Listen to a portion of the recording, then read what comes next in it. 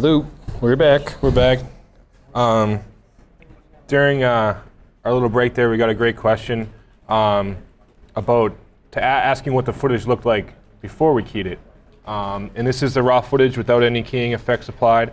This is exactly how it came from our red. As you can see, this is you can see the blue gel on our light. We definitely, this was putting up the black curtains here. We all honestly don't do that much, but it really did go a long way in this shot, and we should probably do it more often because it really does help soak in that light, and so it's not affecting the camera. We had a separate lighting guy come in, and we learned a lot of cool tricks from him. We gotta remember to keep using those more often. Yeah, here he is laying on his back doing something. I don't know, probably holding up some sort of reflector or whatnot. Yeah, he was great. He certainly had a lot of methods I hadn't seen before.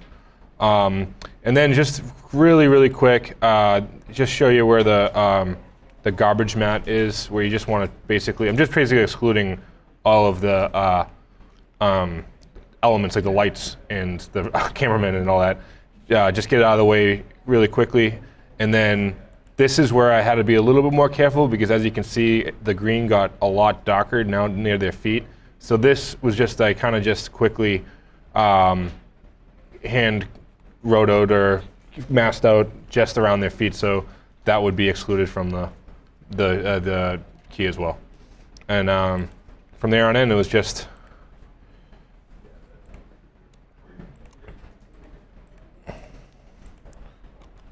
I must have taken the effects off of it completely. But yeah, that's pretty much all there is to it. Then we keyed it, and as you saw in the movie, it came out pretty good. So we're going to talk another question. Yeah, there was one more question. I'm going to someone talked to me over the break about I'm going to backtrack just slightly to the 3D camera. Well, yeah, the 04 would be good. Let's see. And the question was, once you get the information in from After Effects, do you want to drive it? Yeah, I'll drive this. Once you get the information in from After Effects, what do you do with it? Do you need to attach it to anything? And the answer is not really, but you can. So to show this shot again, and right now I've got these people. You can see their 3D space. I've also got in here looking for my null, which I may have. Do I have it still? Oh, well, I've certainly got these. Just looking to see where that might have gone. Shied layers. Shied layers. All right. Everyone knows what shying layers in After Effects is? I always speak the virtues of this, and I forget on almost a daily basis. Like, I can't find, I must have deleted everything. No, I just have the layers shied. So in this instance, I had, let's see, is that the one I want? 1 second here. There it is. So if you have a null, it's going to have a position. You can essentially just copy that position and then paste it onto another layer. Like, for instance, let me just actually make like a new solid or something like that.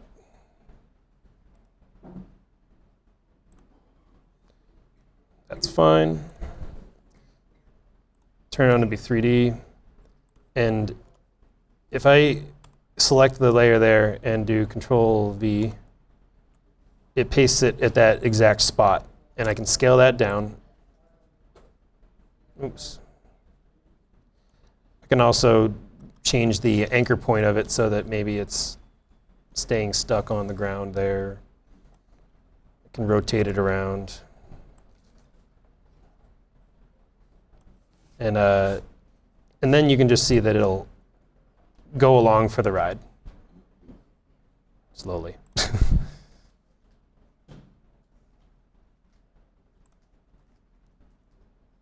So once you bring in footage or once you bring in your nulls, You can sometimes, in some cases, parent your footage to the null and then zero out your transforms.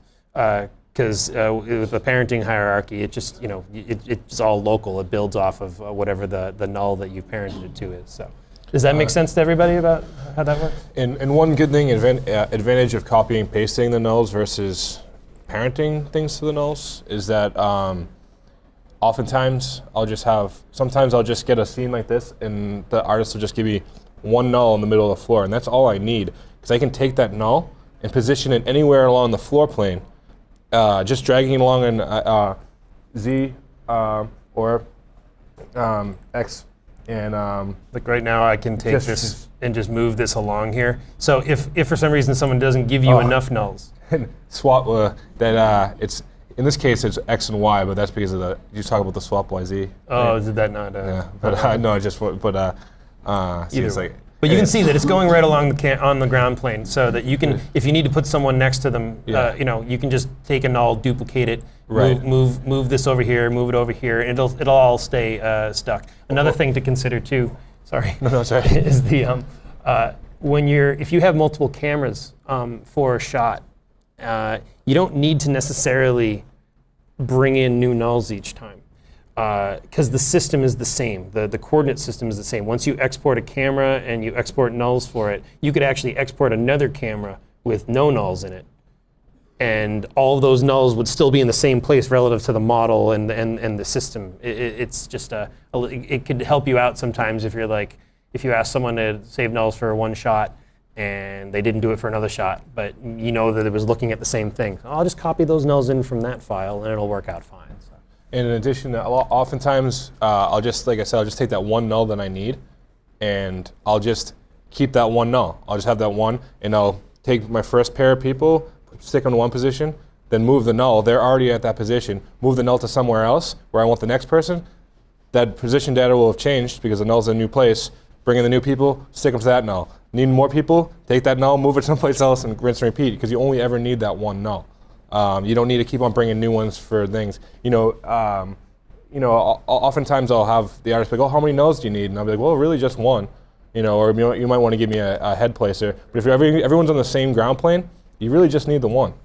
You just could be mindful of things like, if they wouldn't be standing in the middle of a wall or something like that, But like I'm doing like right now, I'm just duplicating it. I'm moving it around a little bit. Oops. So on and so forth. Yep. But it's just all it is really just the coordinates, XYZ coordinates. That's all you're really gathering from the nulls. All right. So I'm gonna now move on to talking about some motion graphics. So I'll close this down.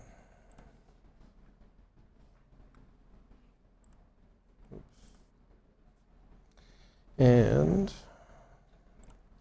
did I close the? I don't know what I'm doing.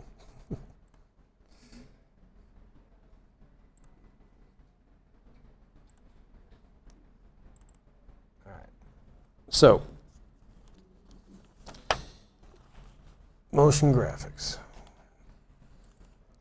In this, in the case study I'm going to show you, I'm going to show maybe a couple of projects, but most of this is going to revolve around a particular project that we did for LB development called City Point in Brooklyn. I know you guys have seen multiple examples of this. I'm pretty sure you've seen examples of this already this week. So I'm going to bring up the actual real film.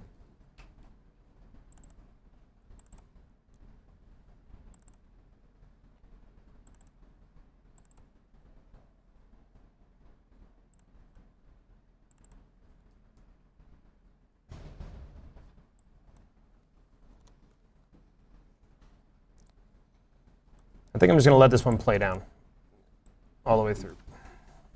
But again, pay close attention to the motion graphics examples that you see.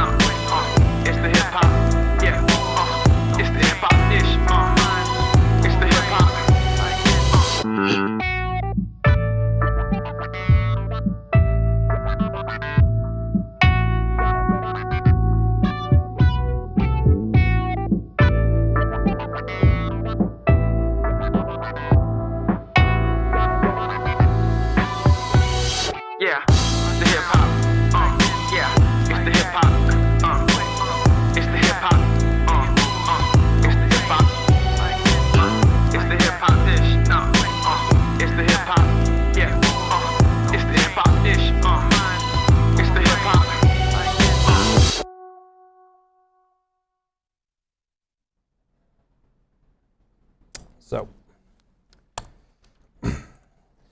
this, as Carlos just touched upon earlier, this was kind of one of the first real good examples that we were able to do of like real gritty. I mean, most often our clients want things to look polished and beautiful, and the buildings that we do feature in here still do look nice in the CG, but they were conscious of the fact that this was the market and the people they were going to they're trying to impress with this maybe spoke either had a different spoke a different language, or like they wanted to position it in such a way where they were tapping into the sort of the grit of Brooklyn and the sort of hipster flair around there. So we tried to kind of make it a little bit more stylized and distressed. So what I'll do is I'll show you some of the internal research, or the research that we did at the beginning.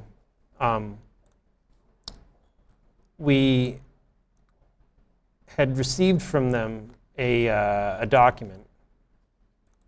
Oops, not there. Sorry.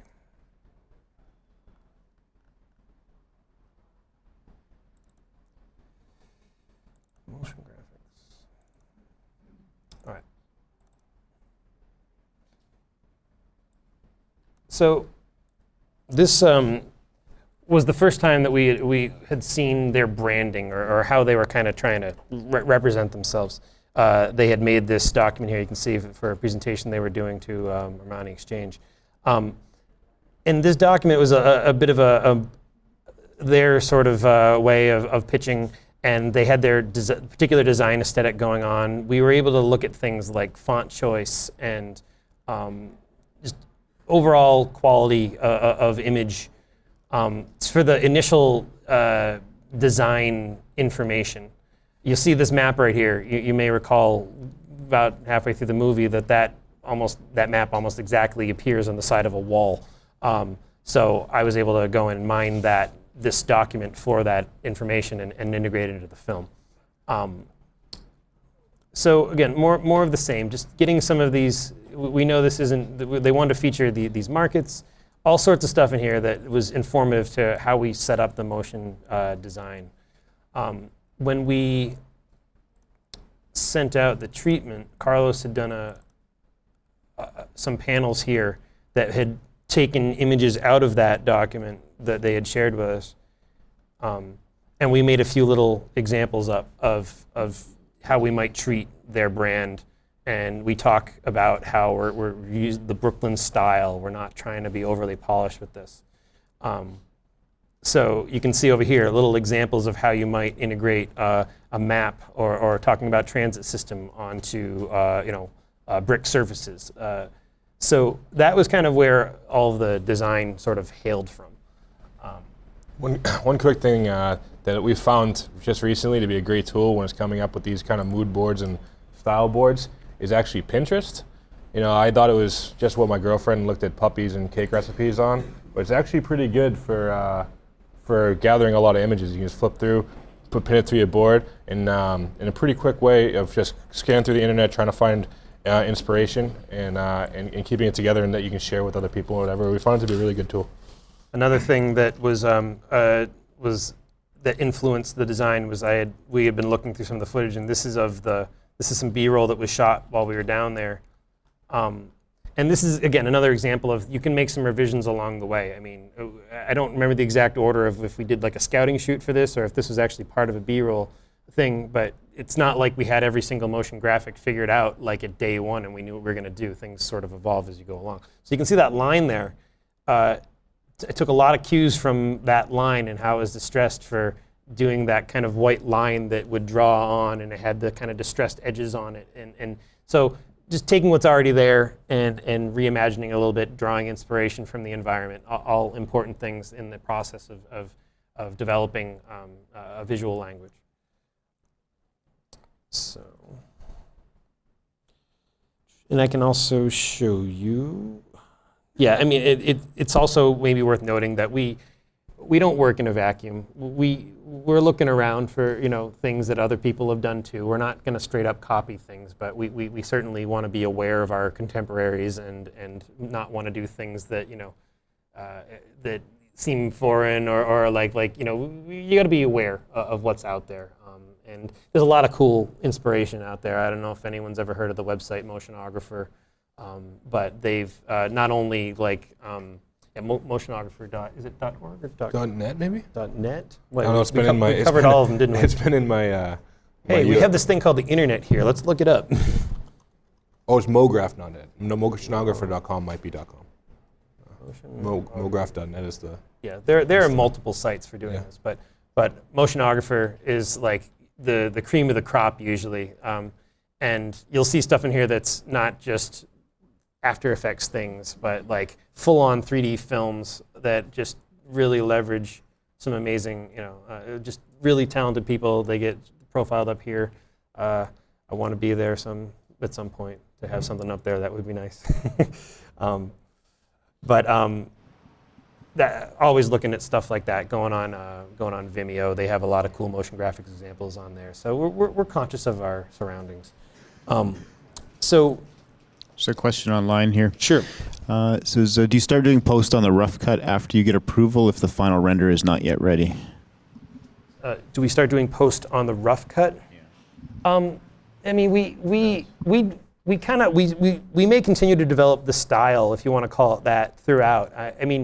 There's certainly an order of operations that you should try to adhere to, and if all of a sudden we start doing all of our post-production work so early on in the process, we may be putting the cart before the horse. I mean, I think you can separate those things out between look development and post-production. I mean, we'd already done some look development on this one ahead of time, as it was with the Carlos's document that he had helped put together, and so I don't know if that answers the question, but I think that's usually the most post that you would do at the beginning. And I think it really depends on the project. If we're doing something that we know from the get-go is going to have a lot of motion graphics and be really stylized, and the messaging is really important, then yeah, we'd want the client to get eyes on what we're thinking as soon as possible.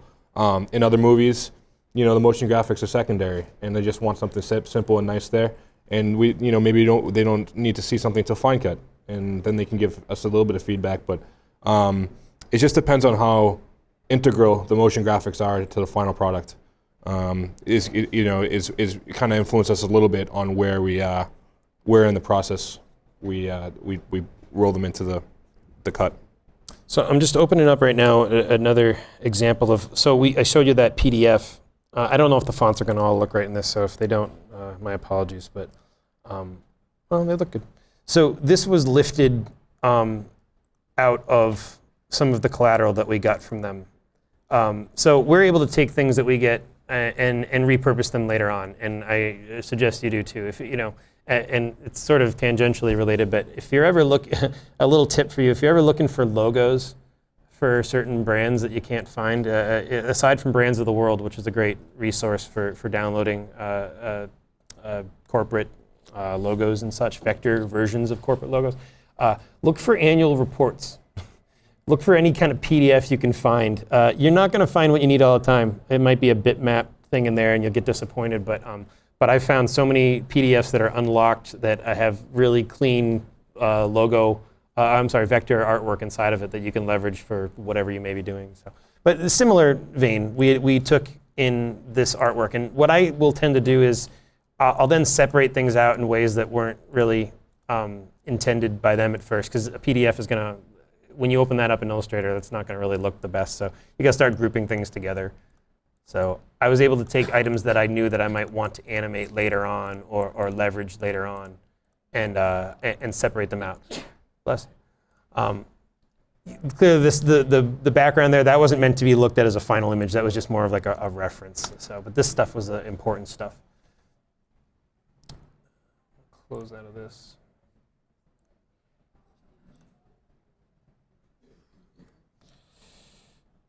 So, talking about message, a lot of this is planned out ahead of time. But in the creative process and going back and forth with the client, we got to make sure we're conscious of things like locations. In this instance, we know we had to call out this intersection right here. This is a very important intersection in Brooklyn, and the site is like right on the corner of it. So this is where it's at, and we needed to show that. So there's places where again, we have like Barclays Center called out in its proximity to the City Point project. These graphics we're able to, like, again, in a stylistic way, you know, talk about how their site sat on some of these other, again, very notable places. You can see we did a little bit of quick roto work to get this girl to kind of go in front of it there. Fun little things like that. Basically taking, for these things, just taking layers in After Effects, masking them off, rotating them in the 3D space once we track the camera, just doing fun things like that. So as far as like high-level facts that we might want to talk about, you might want to talk about square footage or the phases of construction. So this shot right here was a cool little joint thing between Max and which I'm not all that great with, as maybe evidenced earlier, and then putting some stuff into After Effects. So I went in and I made an ISO camera of this massing model of this axon, and was able to just take a couple stills and animate them around and make a cool dynamic way of calling out the phases of the project and the square footage in a way that was a little bit different than just flashing text up on the screen. Because, you know, I think that something like this is a lot more appealing to take in as a message than just having to read through a book or just white text on dark backgrounds and such. So, and add a little bit of life to it too. And also to have cool things happen, like right there with the moving through making it look like it really is projected on there. And then we have things like, you may just want to communicate the vibe. So we have these little overlays. We have a term for this at Neoscape. We call them loco passes. Because it's just this crazy stuff that's just going on top. So you might take a logo or a piece of artwork and just kind of just mess it up and just do fun things with it, blink it on and off, and put weird transfer modes like we all experiment with in Photoshop, because I know that most of us never really know exactly what transfer modes do, but you just cycle through the ones until you find the one that looks best. Always a crapshoot. So those sort of things. And then animated logos. We talked a little bit about the logos and finding certain assets, but at the beginning you can see this sequence. So that just takes if you were to step through it frame by frame, you could see the ends being drawn on there with our little white line, with the Y there, and a cool sort of, you know, kinetic typography sort of thing. I'm drawing the T on there, have it rotate out, and there's your branding. You know when you have just a couple frames that just don't quite look right? Throw a loco pass on it. It's true. Yeah, it's true. We recently for the South Street Seaport project, when we were, we had to blend. I don't know if we blended two cameras in together or if we had to really jump ahead in time, but there was this part where there's two different cameras, and we just slapped a little bit of crazy sort of sleight of hand on top of it, and no one would ever notice it. And then just to show the end here too, the way that this wraps up at the end.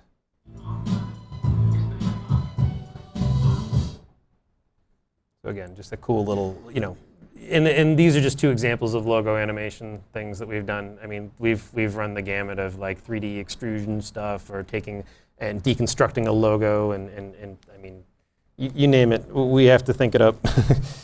All right, so I was going to talk about scene organization briefly. What I'm going to also do is I got to load up some stuff in After Effects here. There's as you might imagine, with the whole 3D side of things, I'm not going to go over all the steps of bringing in nulls and all that again. It's the same thing. I mean, we get camera data tracked in from the guys that will be using something more like PF Track or Nuke to do their tracking. They'll set their models up. They'll send their nulls to us, and then we can start putting messaging in things like hilly shots. So again, I think we kind of covered that earlier more. So what I'll do now is talk about our proof of concept stage that we did with this. And I will open up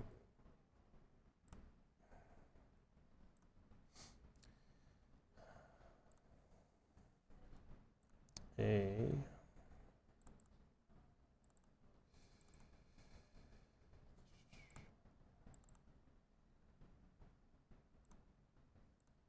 two files missing. What's that? Loco pass? Let me just reconnect a thing here.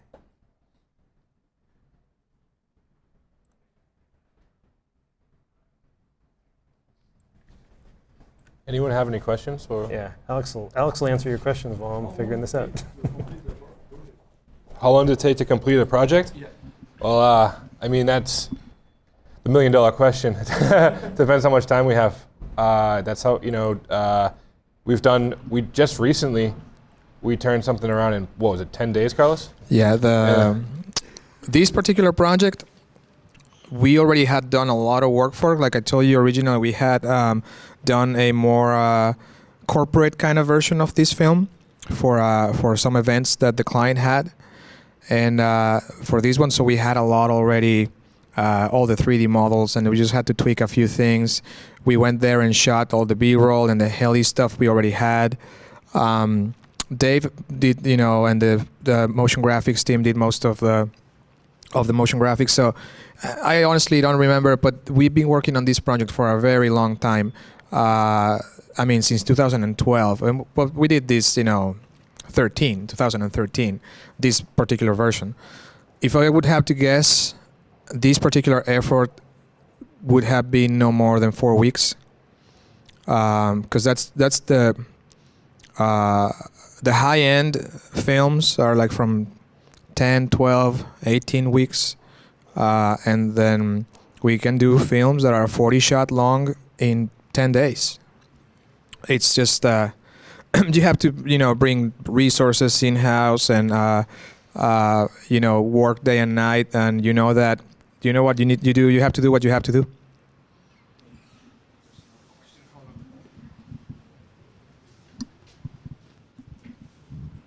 So in that calendar time, how many man hours can you throw at it? Do you have?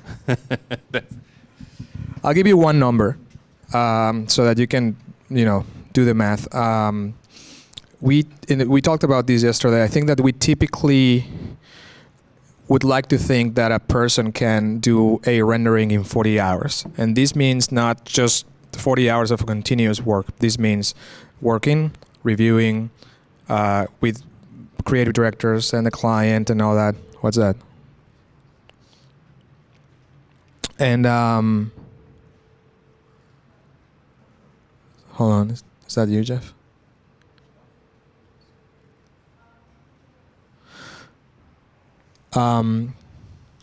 So yeah, but for a film, we get budgets all the time. They're always different. Even for renderings, they're always different.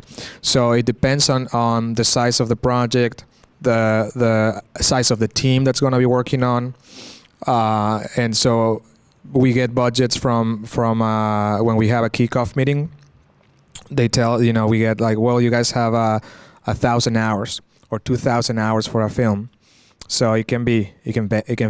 It can be even less. So there's a point, like there's a breaking point on these things, right? Where it doesn't matter how many hours it takes. You're just gonna have to do it because there's an insanely short deadline. You just have to put as much as you can to get it done.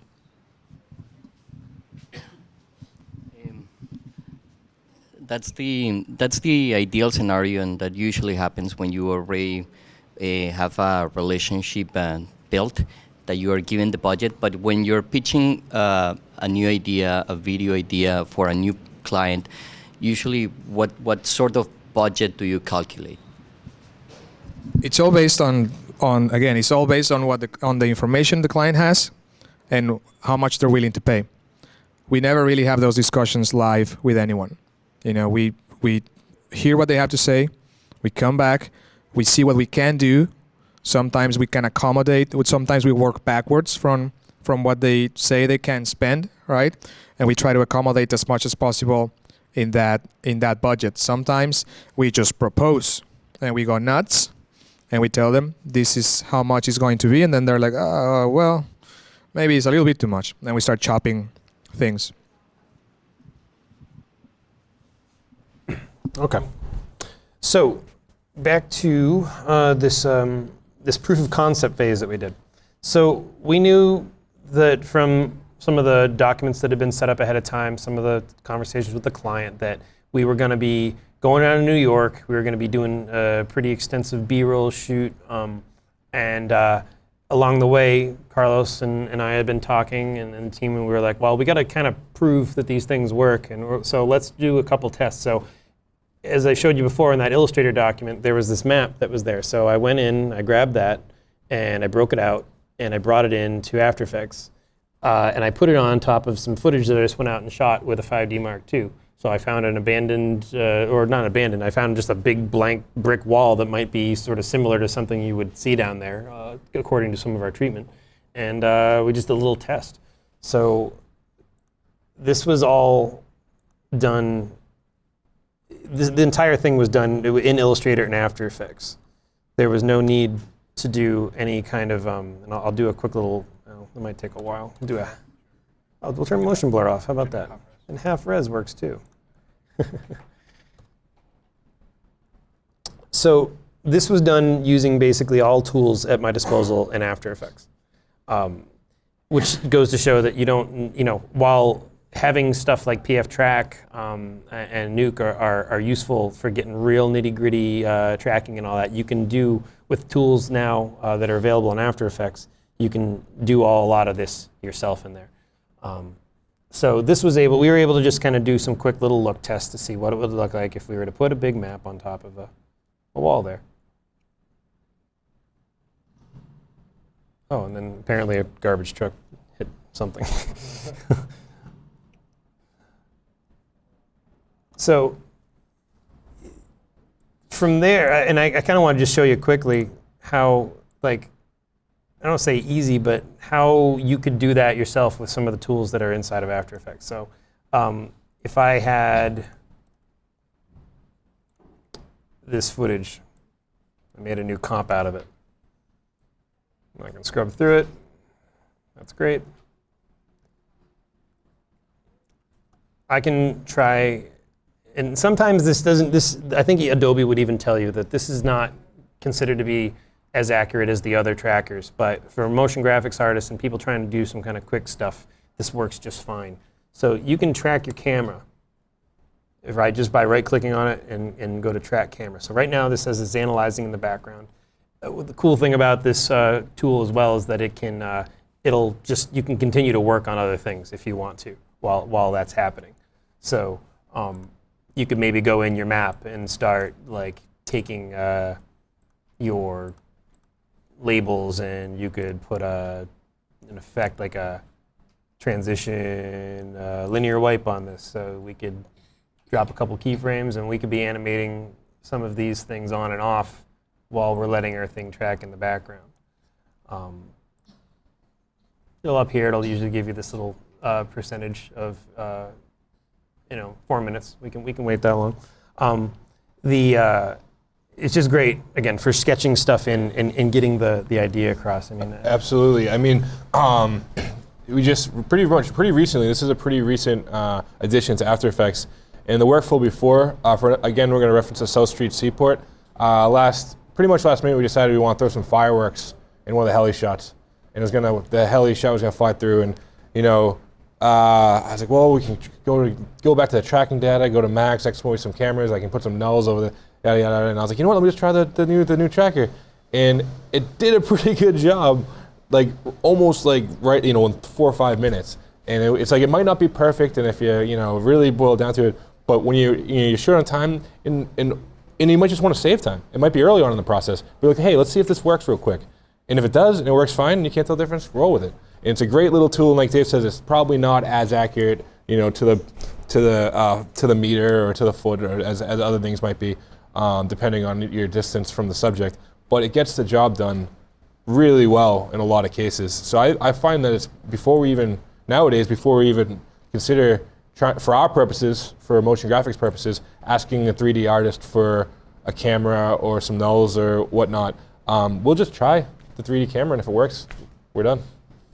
So I decided to trim this area a little bit rather than try and track the whole thing. I'm just going to see if it works with just 105 frames here.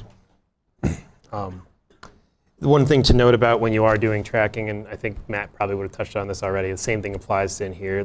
Having enough information, you need sort of either parallax, or you need certain things to be present. In fact, this shot may not even have enough of it. It'll track a lot of times, but it won't. You may not have the sort of depth that you may need, but you can still get things to stick on things fairly easily. Just let this. And it's worth noting too that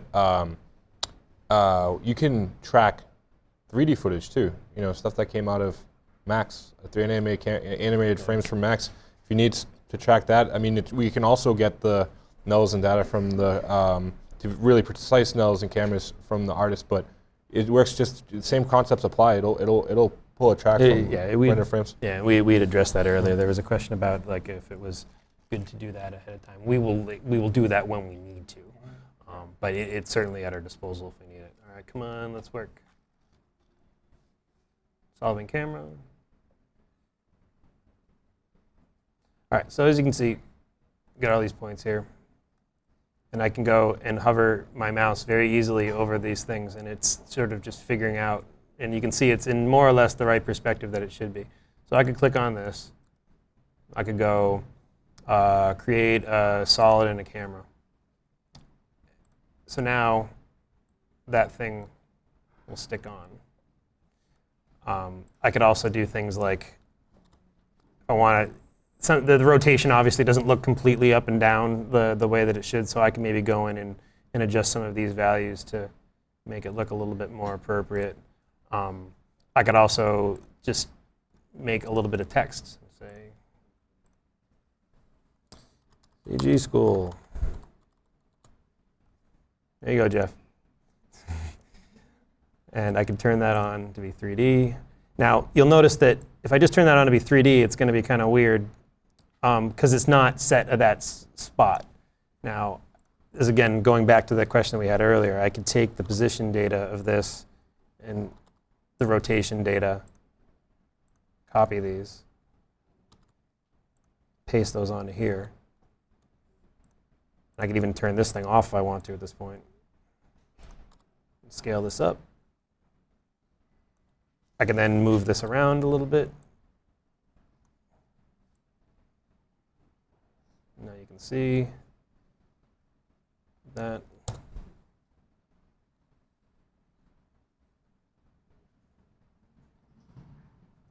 There's that dumpster again, or whatever it is.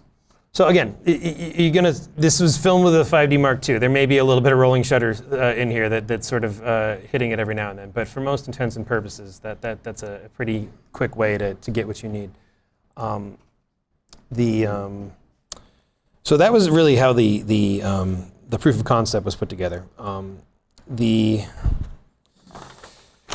else are we going to talk about? So we could probably go right into how we would set up our heli shots and how we would go about adding callouts into that. And the process is going to be very similar.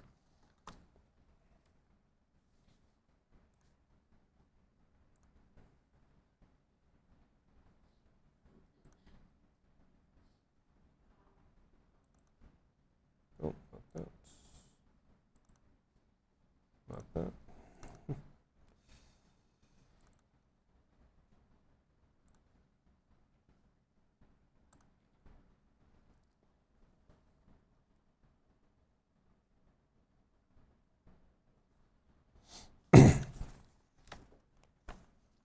So this will, well, I don't have optical flares.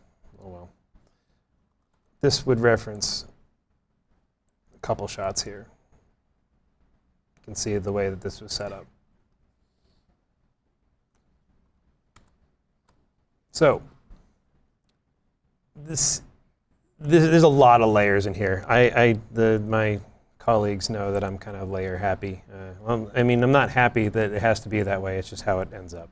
So if I were to maximize this, I've got a lot of stuff in here. I've got a lot of pre-comps, a lot of things happening. But the real stuff that matters is seeing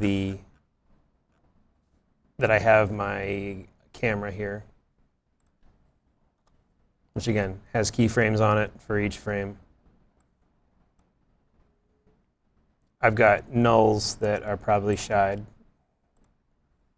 that I can just sort of go through. And this is the nice thing about when you get heli tracking data is that the person who's doing it or has it open to Max can pull points directly off of either a massing model or the point cloud even, because there's a lot of stuff that will come in that you could leverage for other purposes later on down the line. Like we use 3D mats a lot, and I could probably show you an example of that in here too. If I were to go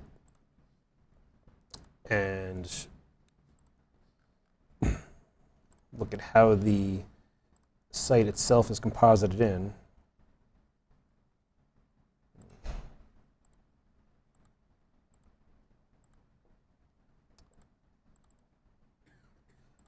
you can see that see these masks that are around there. Those had to come from somewhere, and they weren't in all cases just hand rotoing. I've been able to, well, this one actually in this case was from some massing models that were put into the max scene that an alpha channel was able to be derived from. But if you have the camera data and you need to put something behind something, you can do something like this. So you can find just some simple shapes. And again, same kind of deal. If you peel around too far to one side, it's going to completely fall apart. But you can scrub through, and you'll find the sweet spot where those things actually work to your advantage, and you can use them for those frames rather than trying to roto something. And another thing you can do within that is that you can do another local animation on top of that. Let's say you give yourself a card that sort of sticks there, and instead of rotoing and having to guess where that is and having zero transformational influence on it, you can animate smaller local region that's already more or less moving in the right direction. So I may have even done that with this. Yeah, see how the mask path here? So I'm doing subtle animation within that to just accommodate the changing perspective that we'll be seeing on the building. We use that all the time just to kind of get close enough, and it's just so much easier, so much more of a predictive way of masking something out rather than just doing the whole thing. Yeah, it's much easier to animate the shape of the mask and let and it's when it's already being kind of tracked into the scene with the 3D information. Then it's try to take the mask and animate the mask shape and the mask position at the same time. Because at that point, you'd have to do it pretty much like frame by frame almost. It's almost like a rotoscope. In this case, you can just kind of generally keyframe the mask shape, and it'll pretty much follow along, and it's a huge time saver. You have a question?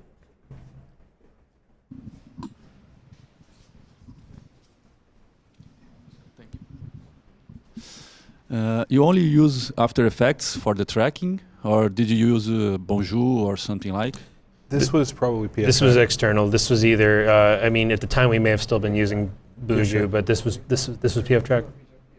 Yeah. But you can do everything in After Effects if you want. You can. Again, like we were saying earlier, there are limitations. You have a program like PF Track. You have lens correction that you can do in there. You have all sorts of other little nuanced controls that are not going to be present in After Effects. Because After Effects is not a tracking package at its core. It doesn't build itself out as that. It's just it's something that can do that, and it does it okay.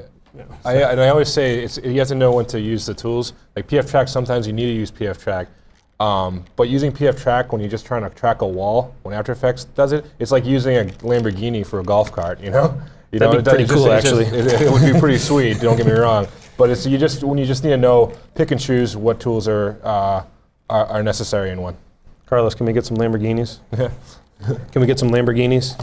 No? No? Damn. There's a question online here. It says, in B-roll and camera shots, do you use storyboard, or you just shoot them and then edit them as you would like? It's a great question because it comes up a lot.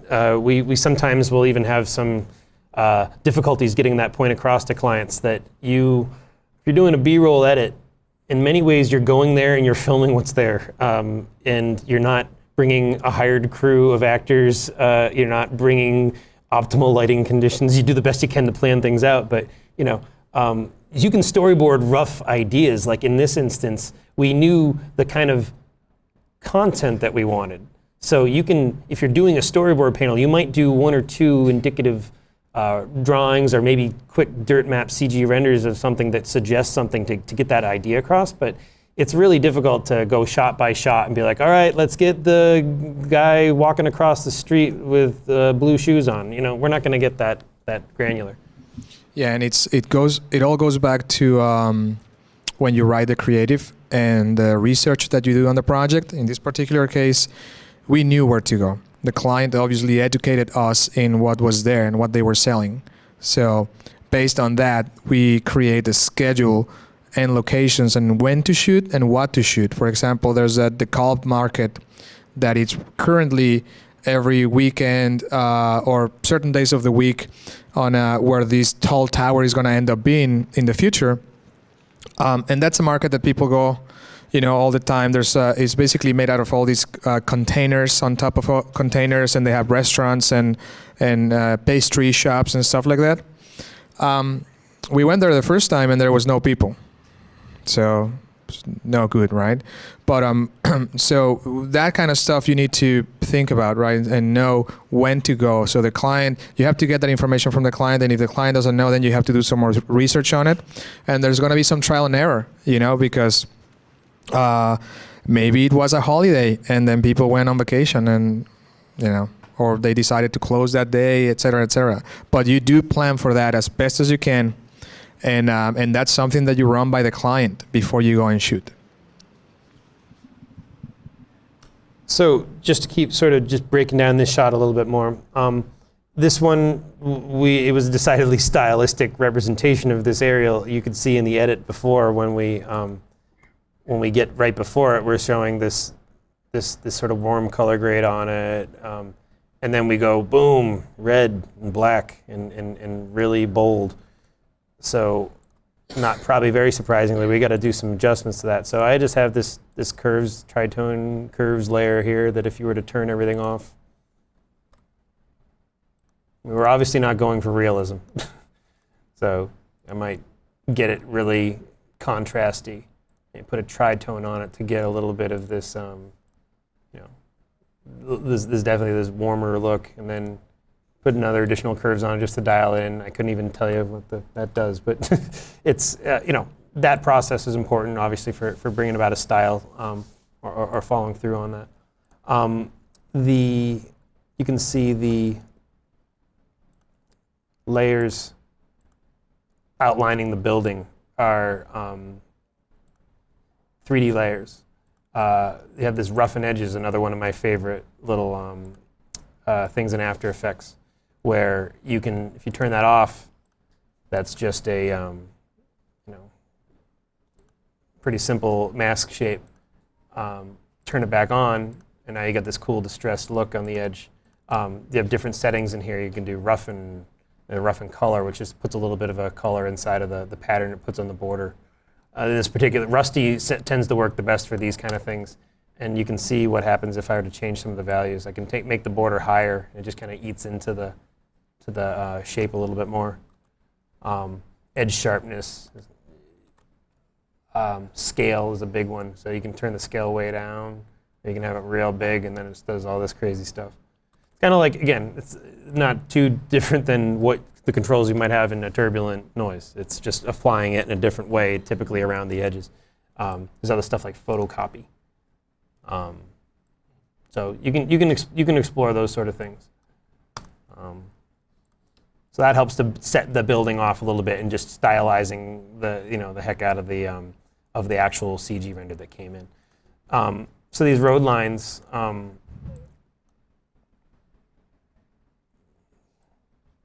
These things draw on pretty quickly, but if I were to go on this pre-comp. Before we go there, sure. Just to set we keep repeating things like you better have a good reason to do something dramatic, right? And the reason we did this was not just for it to look cool.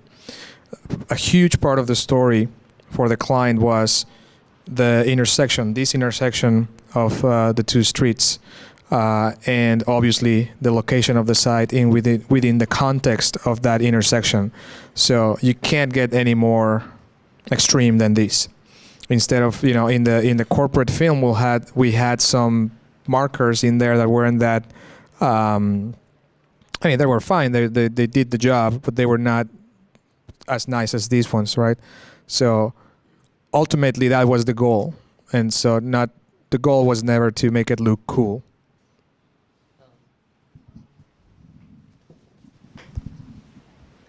But now this, I remember from day one, the urban culture and the street life and like the idea of the graffiti was there from the very beginning. This video has a cut that will be like where young audiences will be very attracted to. Was that also your final audience for this particular video, or was more kind of spread? No, the people that were supposed to be using this is just for marketing, right? The original film was just to show how the program of the project, right? Phase 1, phase 2, square footage, rentable space, very utilitarian, right? And that was its job, and they did its job pretty well, as I mentioned earlier in a previous days. It was many people had referenced that film to us as like we want that, and it's not. You can just scrub through it, Dave. Yep. It's got some cool stuff in it, but it wasn't what we considered to be like the telling the real cool story. I mean, a lot of and we did it like 100 times. You know, Yeah. we redid the interiors many times, the exteriors many times. It was rushed, but regardless, it did its job, right? And that's what it was meant to do. The second film was marketing, was to set the brand out there, and that's why the brand was so bold everywhere. So if you look at the whole context of the second film, all you see in the graphics is Brooklyn, huge, big. A map of transportation, huge, big, on a wall as if it was graffiti. Intersection, building, and you go into it and then you're out of it. That's it. You don't need to show anything more. You're showing just the branding of the place. So this can be shown anywhere. But a person trying to rent space in here or invest on that tower might be like, yeah, that's cool, but now what? You know, where's the other information that I need to know and all that stuff? So that's in the other one.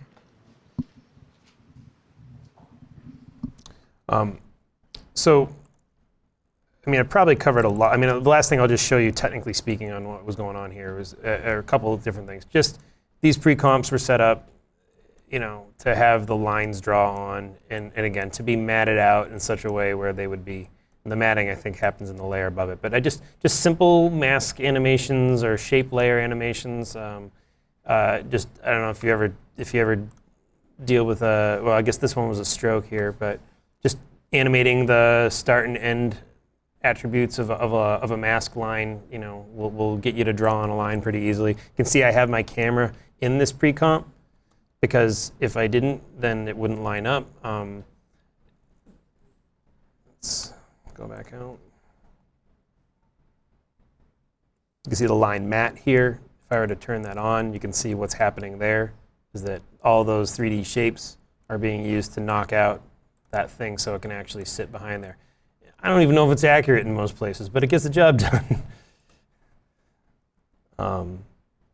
So these little systems here, you can see this. All this thing is the Flatbush callout is just a linear wipe on this layer, and what I essentially did was I can make a new layer on top of this. I'll just turn the transparency down.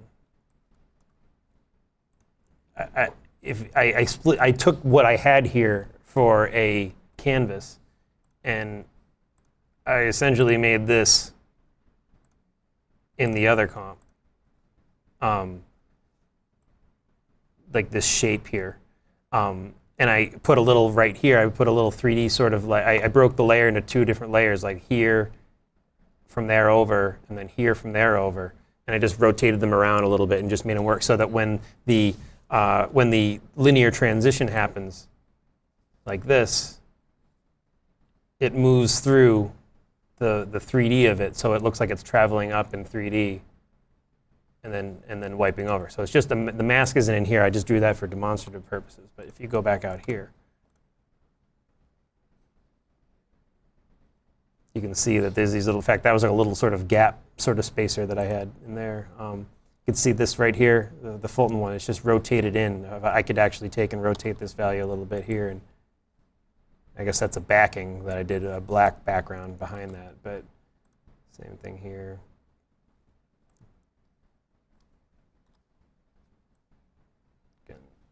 It's just one layer that if I were to go and double click on this. Oh yeah, and this is another thing too. Sometimes you gotta work quickly and you don't wanna, you gotta turn it the other way. So, well, you could just reverse the direction of the text. You can't really read it all that great, but it still works. So I just had negative 100 applied to, I think, the scale on this one. Or maybe not. I might. Yeah, that could be. Yeah, it might be shown from the back. So, so that's kind of how this shot's put together. Does anyone have any questions about this shot at all? Any other little things they want to know about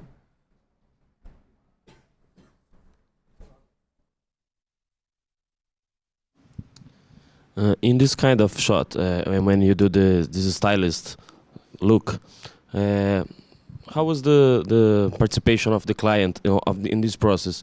You just do what you think is nice and then show to the client of the final, and oh no, I don't like it. Not the final. What the points that you show?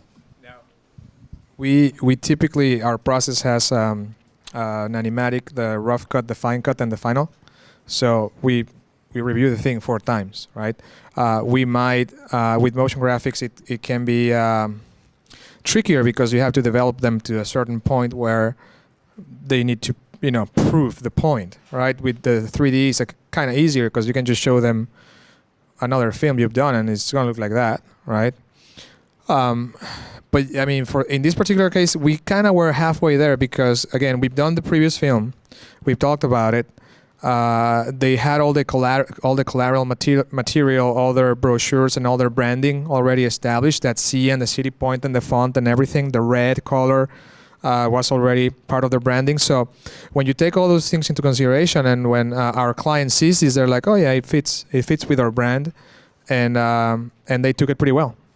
So you do have to take some risks sometimes, but just be careful. Yeah, and it's tricky too. Because with the motion graphics, I mean, I feel like in the 3D sometimes you can show, especially in an animatic or whatever, they know the texture is going to be there. They know the trees aren't going to be white. With motion graphics, it's really risky to show them like a half-baked idea, because they could be like, oh, what is this? And it's like, well, it's going to be good, but they can't see it. It's much harder for them to imagine what it's finally going to be. So when possible, we like to give them as much of a developed look as we can, because showing them something 70% there might scare them off the idea completely. Yeah, proof of concept and look development is very, very important. So just they happen to be in the same file. Again, just showing how we can repurpose footage. So I had, in this same shot, I had the call outs here, but then the camera just kind of keeps peeling around. I didn't do any treatment there. You can see my little kind of desaturation of the CG. But then when I get to this part, it picks up and it's got the borders around it again. And this is the end of the film, where the little line kind of peels around and it impossibly mows through all sorts of buildings, but hey, who cares about that?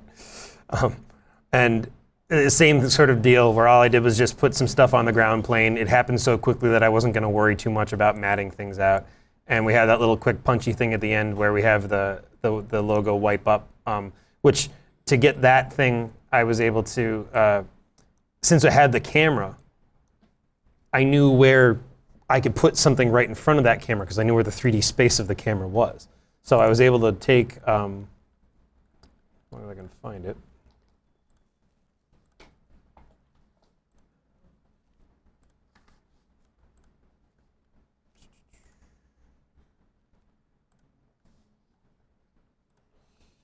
Come on.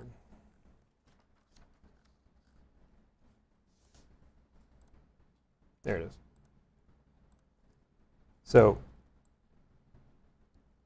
in fact, it's funny because this one I thought I think I had it as a 3D thing at one point, and I think I think it wasn't working out so good. So then I just ended up doing a quick keyframe of it, which again we've talked about before. Like sometimes if it just works out well enough where you can match it in, and you know, I think what had happened was I had tried to do it in 3D, and it just was moving by the camera. Once I didn't parent it to the camera anymore, it was just moving by so quickly. So just kind of guesstimated how it would look as far as like a motion. So you can see that motion path there that thing actually adheres to.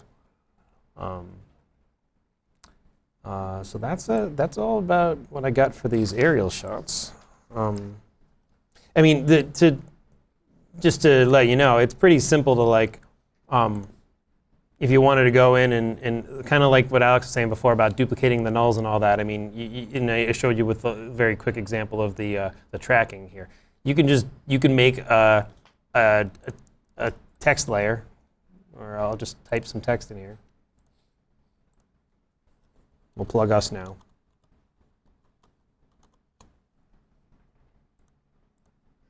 Maybe we'll make it white.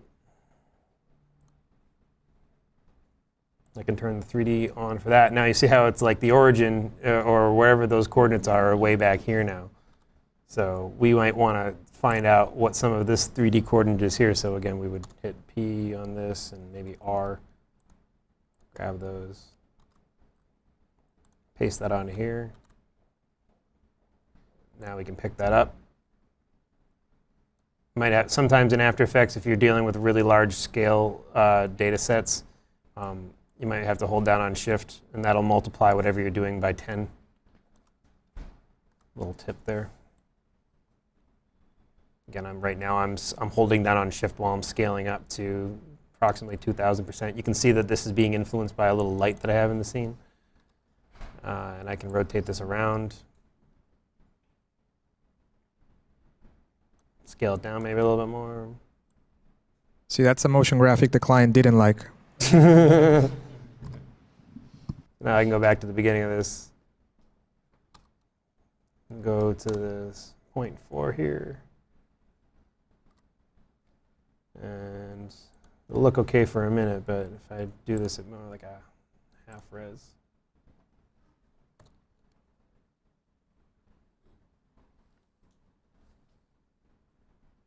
So now you can see that thing is staying stuck in the air. I could, if I wanted to put a line that was pointing down to that intersection from there, that would be pretty easy to do. So again, all things that, you know, once you've got the proper information in there for the 3D world, you can stick whatever you want in there.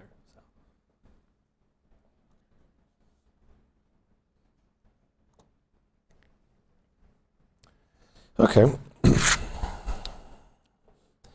Maybe I'll show you a little more about that that map wall. Or unless, there's another question. Sorry, just for a reference, what type of settings do you have on that computer, and what type of video graphics card? On this one? Yeah.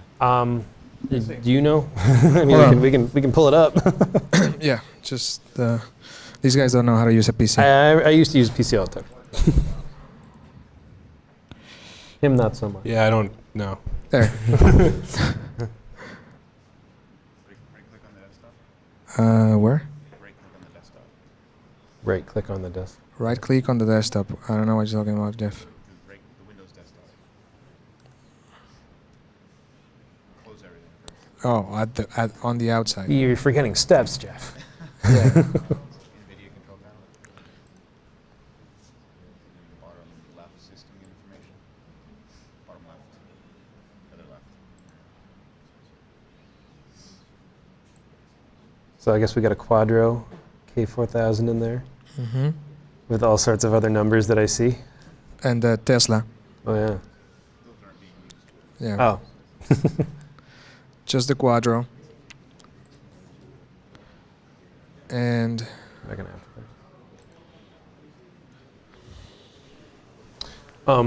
Effects. To that point, to just draft off the hardware a little bit. I mean, we use certain. We've been using more.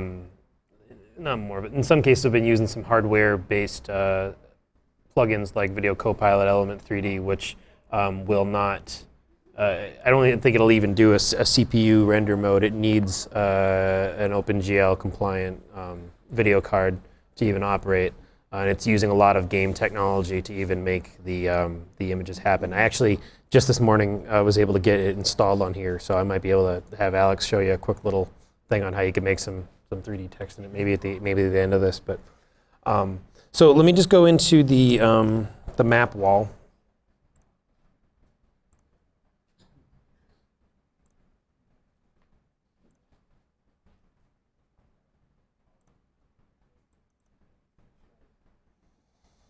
We have two walls. We'll do the map one first. Yo. There's an online question about when they're anxious to get their hands on some of the scripts. We'll have to compile all the information at some point, and so that's gonna take some time. So we'll share them through CG Architect or CG School. So at some point, probably a month or so, or 2 weeks, hopefully sooner, but we can't tell for sure. This one, I'm actually just going to quickly just go through this one, because a lot of these same concepts have been present in a lot of the stuff you've already seen. And maybe even just by seeing the wireframes around here, you can kind of tell what's happening. This was the shot that ultimately, the proof of concept sort of led to this shot, where we were able to take these elements from the client, add a little bit of my distressed edges there, my roughened edges, and had this cool animation that happens all on the side of this wall. I can briefly go into the layer that it's pulling from.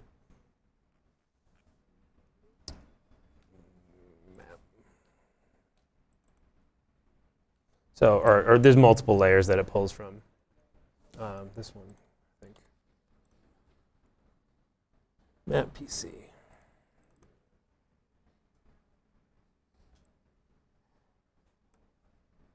So you can see that in here, in the pre-comp, is where everything gets animated. I'm not, it would, as much as I end up populating a lot of my comps with layers, I would go absolutely insane if I tried to do all of this in one comp in After Effects. So you have to take advantage of things like that are flat and that can kind of get out of the way and have those somewhere else. See what I did also here too with this little guide layer? I through the just process of trial and error, I was able to find where the border was that more or less represented the side of that wall. So I knew that I was focusing my animation in that box. So I'll just go for a little forward here. You can see these lines then animate out kind of quickly. Behind it, I put a copy of itself that was white, and I moved the keyframes forward by a couple so that it had a leading edge. That's a little trick you can do if you ever want to have a wipe happening and you want the front of it to look like it's glowy or something, or like a slightly different color. All you gotta do is make a duplicate of itself and move it a few frames earlier, because it'll just go, the thing underneath will go before the thing on top. So you can make that a white, and then the thing on top can just be its color or whatever you want it to be. So you can see that happening there. And then this thing all scales down. I put some transit lines on there. Again, that's not the right font, but. And then I bring in this graphic that we had from the client that talked about the entire area, the surrounding area. And the only little thing that's cool about this shot, we were able to get this little C branding on here too. You can see if I select this layer, big white C, PC. And that, through the camera tracking process, I was able to get points that were on that lamp, and I was able to just add another little element of branding in there to just kind of further, position them.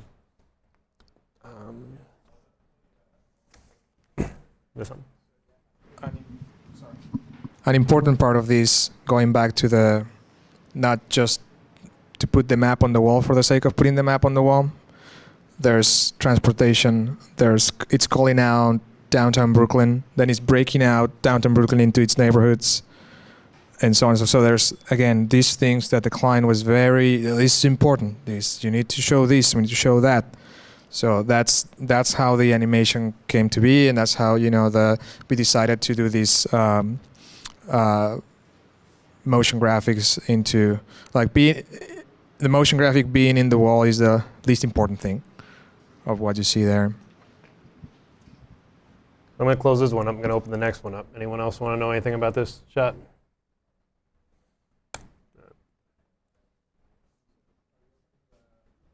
Would you look? Which what? Faces. Oh, phases. Yeah, I'll open that one up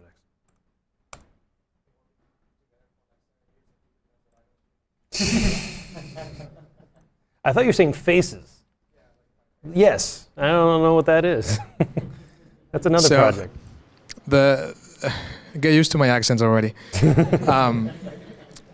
The cool thing about this one is, for the previous film, we called out the phasing of the project of the construction with a build sequence. There was a build sequence, and then you could see phase 1, phase 2, and phase 3, right? And again, a super important part of the process, because when we did this, phase 1 was already half built. They wanted to show the residents of the area how the project was going to grow through time. So they were like, well, how are you going to do that in this one? And so we came up with a very simple idea, which is what Dave is going to show you. But again, it's the goal, what's the most important thing, and not how, know how you get to it. So I won't take you through the whole thing. I take it you guys would probably know how to make this thing in Max if you really wanted to. But me, it was a struggle. But I basically saved out a couple different layers where I isolated the different, and I made a PSD that had all of these things that I could isolate them and just basically move them up. So we do this cool little effect here where I took like the brush tool and I literally just sort of drew it on or masked it on, and have this little bouncy guy happening here. So if we go into this pre-comp, let me go here. You can see this is how the whole thing, again, like I was showing you in the other example, it all happens in a pre-comp. It doesn't make any sense to do all that in the main layer. So another cool thing that happens right here is this little distortion. So that's done right here with this displacement map. So if I turn that off, it moves that all back over there. But I was able to, again, sort of just by double checking against it and all that, just find where that little break would be and able to account for that and then move all my stuff around accordingly. Put a little kind of cool scaling up animation on these things. It just worked. I mean, a lot of it just worked out like a lot better than I could have even imagined. It was just a cool little, like it just so happened that the camera move was going at the right speed, and we were able to just tell the right amount of information in there to be able to make it sink in, and even had enough time to, at the very end, bring it all back together to show it all combined.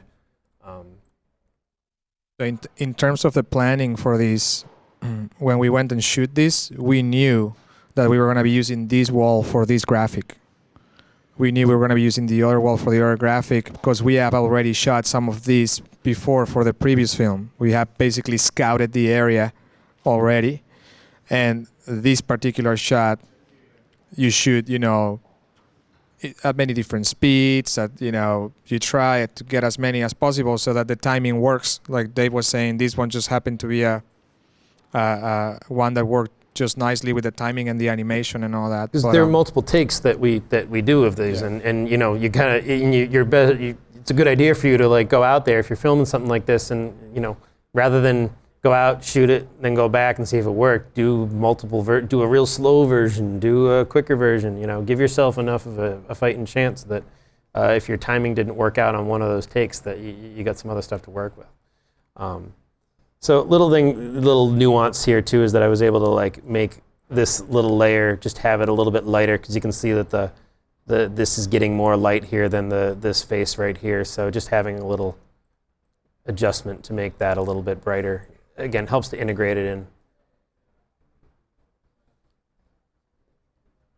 And that's pretty much how that one was put together. Anything else anyone wanted to know about this one? Sure.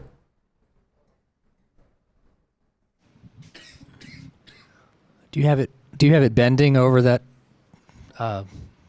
change in the building there? Yeah, you're talking about right here where this part right here? Right. And how did you do that? Well, that was the, if you go in here, the phases, if you see here where this little guy is right there, if I were to turn this adjustment layer off, see how everything snaps back out over there? So the adjustment layer was able to move everything. And oh, you know, it's probably worth showing. Thank you actually for asking again. That's a very good question. Because the map that it's pulling from is called Displacement Map PC. So let's find that. That's layer 22. So what's happening in here is this is the gradient that's actually driving that displacement map. So you can see that the break is here. And it only distorts at a certain amount. Like it's going to distort this obviously in a different amount than it is the black stuff. So you go back out here, you can see that that effect right here is only distorting that portion. Again, a lot of trial and error back and forth of just figuring out that, okay, that'll do the job, and then you get back out here, and lo and behold, that's how that works.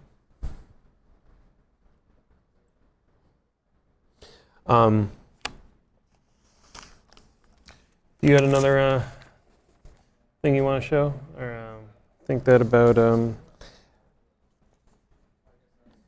Do we want to do any little? I could do a. I don't know if you want to see any other little examples of expressions or anything like that. I think one of the most difficult scenes that we always have to think twice on how to approach it are the scenes that deal with water, especially if the helicopter is flying very close to water, or if we want to have those scenes with water in the foreground, because just the reflection with the different fractal maps and so on don't really make the trick. It's only the reflection, but there's also the refraction, and it takes away the depthness of the water. Have you, like, what are, or do you have any tricks on that? Oh yeah, I mean, if you're talking about, like, let's say if you want to put a motion graphic in the sky over a body of water. I don't know if this is exactly what you're getting at, but like if you wanted, and we did that actually with we've done that multiple times. With like Fan Pier, there was a big motion graphics exercise with that.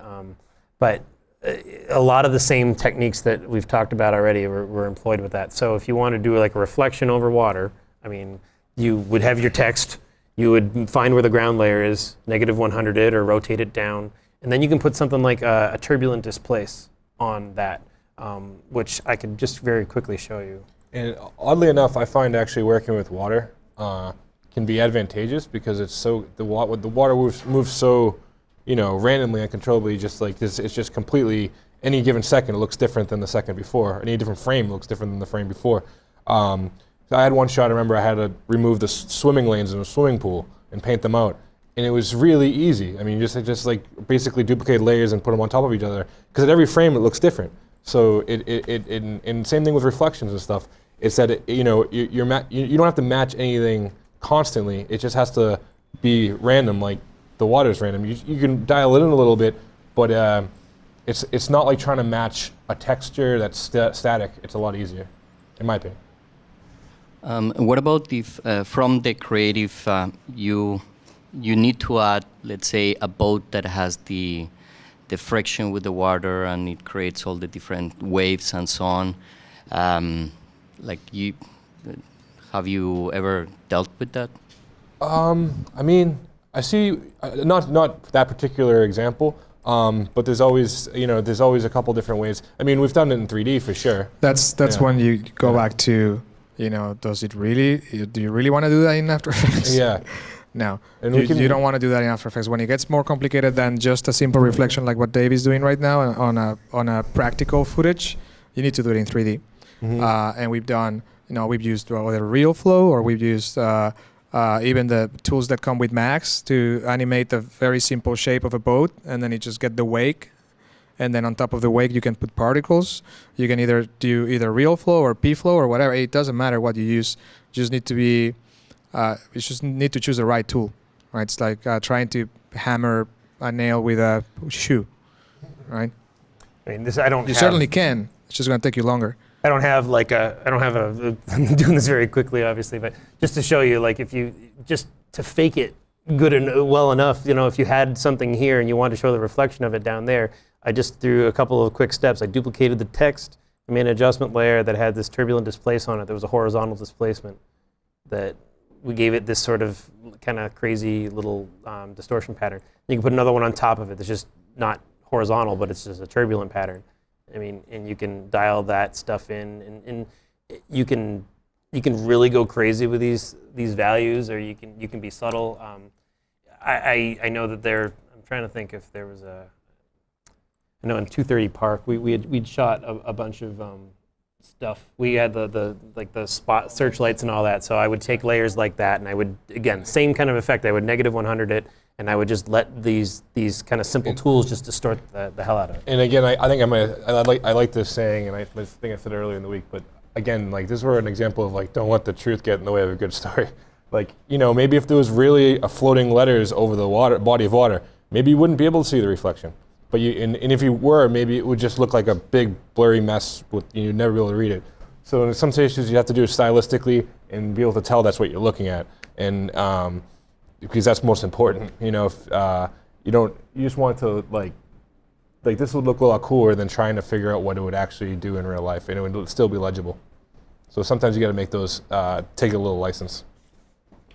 All right, this is the worst example ever of anything. What the heck is that?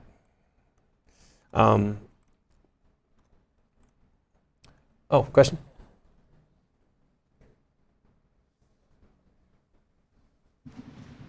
So, in this case, you have the graphic design already solved. In most of the cases, you don't have, the client doesn't have the idea, doesn't have the logo, doesn't have the colors. How do you work in those cases with the animatic? Because in our studio, we do the 3D part since they finish all the graphic design, and then we integrate the motion graphics and everything, because the graphic style have to be coordinated between all the material that we are doing. How do you manage that? Well, we certainly we have yeah, it is a very good question. In the case of this, where we knew some of the design language already, we were able to build stuff off of it, and it's not completely the case to say that we had everything going into it. I mean, they didn't tell us to do these call-outs to look like black, white bar on top with a white text on it. Like those weren't in some kind of design book that came from them. We came up with that stuff on our own and developed those things ourselves. But in some instances, you're right, there is nothing there. We have a graphic design team here that we will leverage for help with those things. I mean, as motion graphics artists and designers, guys like Alex and myself and Casey, he's not here today, but we're all graphic designers on some level too. So, you know, like those I designed those things up there just in After Effects. Just put some text down, put a couple bars behind it, and you're good to go. I mean, there are other examples where you've got something like, if I were to go and show you quickly.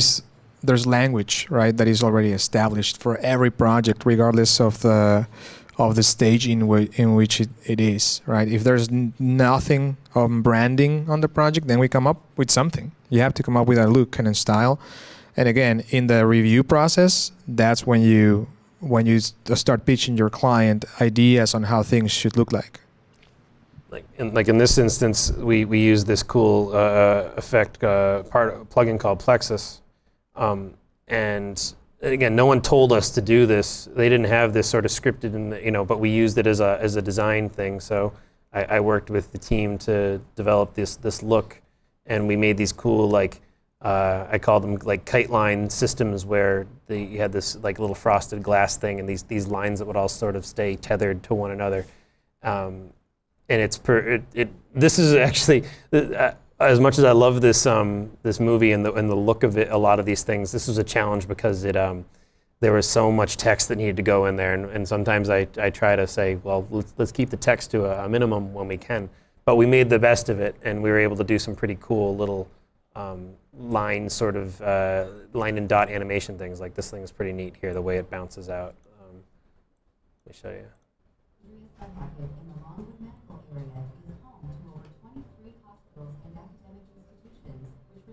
That's all the same system of whether that globe thing or this stuff was all built around the same kind of technological. Yeah. Then that's another thing too is Device. we could put a lot of their clients, Alexandria, are biomed technology companies. So we're able to draft off that with this really cool, minority reports, futuristic, plate glass, like the kind of stuff you'd want to see these people investing in and working on. And just that wasn't necessarily their branding, but we knew that that's their kind of client, and we were able to draft off kind of secondary and tertiary information like that to kind of influence what we come up with, which I think is important. Because that might not work for that type of aesthetic might not work for just a normal retail that's high-end clothing. That futuristic with screens and things typing on and writing on and stuff might not work for that kind of clients. But that's just the kind of thing you have to try and keep in mind. So,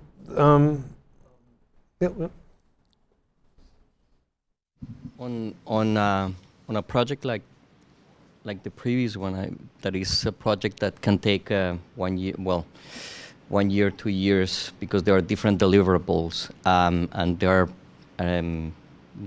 are going to be many different people in different fields. How do you keep the constant image of the big picture? What is essential, the essence, throughout all the different deliverables, web design, video, motion graphics? How often do you meet internally with the creative director in order just to make sure that you're not going out of the line? Or I'd say personally, I think when you work with a project enough, especially over the long term, you just kind of get a feel for it. As far as that stuff goes, you just kind of use your gut as to what would be within the bounds of the look that has been established, and then we all just check each other. And there's certainly oversight in terms of there's a certain amount of budgeted hours, and if things are out of scope, then we have to go back and talk about things. Like in the case of City Point, that has gone over multiple purchase orders. Like it's not like all one kind of we'll just keep tallying things on like that. Those are different jobs that come in. So while the project has been live for a long time and we haven't taken it off of our servers in forever because we're almost guaranteed to update it all the time, it's still different iterations. And so you can be pretty focused on what it is you got to change on those multiple things too. But when we're putting like a film like the one we were getting in depth on, that was like a specific thing. We had a mandate to do that one project at that time. We saw it through from the beginning to end. And then after that, the timeline may get appended to after that because they want to make certain changes here and there, change the scope.